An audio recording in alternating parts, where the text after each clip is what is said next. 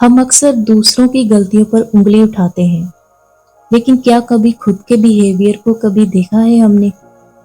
ये एक छोटी सी बात है, लेकिन लाइफ में बहुत बड़ा चेंज ला सकती है आपकी।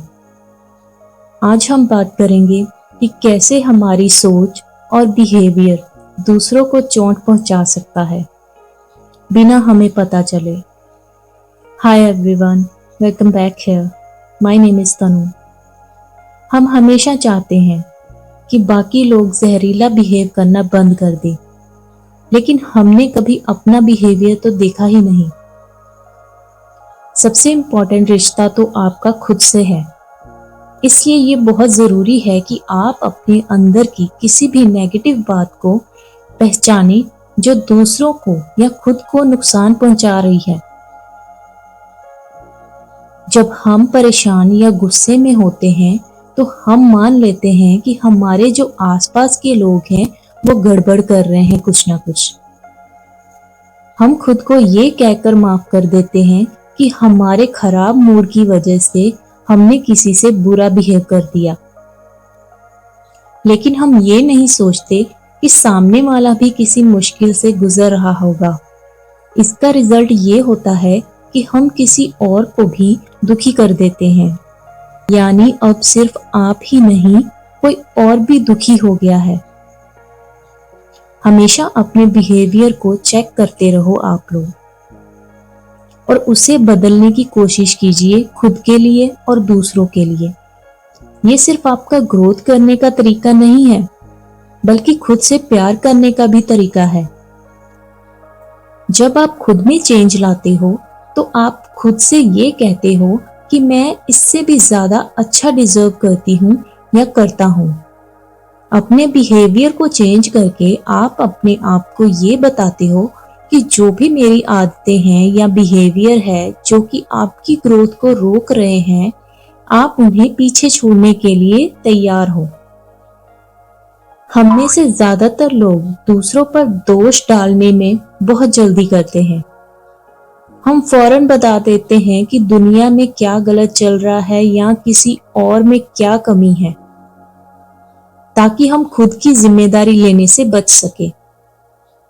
अगर मुझे लगता है कि मैं सही हूं, लेकिन किसी और को मेरी बात से दुख पहुंचे और वो माने कि मैं गलत हूं, तो फिर सही कौन है? जब कोई कहता है कि आपकी किसी बात से उन्हें दुख पहुंचा है, तो आपको ये मानना ही होगा कि सचमुच उन्हें दुख हुआ है। आप ये नहीं कह सकते कि उन्हें महसूस होना चाहिए था या नहीं होना चाहिए था। अक्सर ऐसा इसलिए होता है क्योंकि आपने उनकी इमोशनल फीलिंग्स को दुख पहुंचाया होता है। इसलिए भले ही आपको लगे कि सामने वाला ज्यादा ही रिएक्ट कर रहा है, फिर भी आपको ये समझने की कोशिश करनी चाहिए कि वो ऐसा क्यों महसूस कर रहा है। कई बार हम ऐसी बातें मजाक में सामने वाले को बोल देते हैं जिनसे उन्हें दुख पहुंचता है।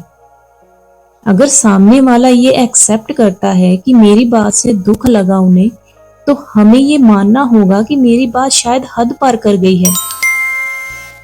अगर आपका कोई पार्टनर है और उसने आपसे कोई बातें शेयर की है, आप उनको एक टाइम पर आकर ये फील नहीं करवाओगे कि उन्होंने आपको ये बताकर गलती की कोई, क्योंकि इससे आपके पार्टनर को बुरा लगेगा या आप खुद डिफेंड करते हुए सारी गलती उन पर डाल दोगे। आप किसी को ये नहीं कह सकते कि आपकी फीलिंग्स गलत हैं। हमें पहले सामने वाले की कोशिश करनी चाहिए कि वो ऐसा क्यों फील कर रहा है। फिर सोचना चाहिए कि हम क्या कर सकते हैं जिससे चीजें सही हो सके। ये बात हर रिश्ते के लिए जरूरी है। हम सब एक दूसरे से अलग हैं, लेकिन हम सब में जो फीलिंग्स हैं, हमें उनकी रिस्पेक्ट करनी चाहिए।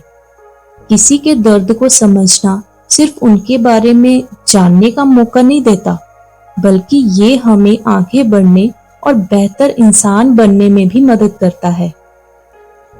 आपसे ये उम्मीद नहीं की जाती कि आप बिल्कुल परफेक्ट हो या निर्दोष हो।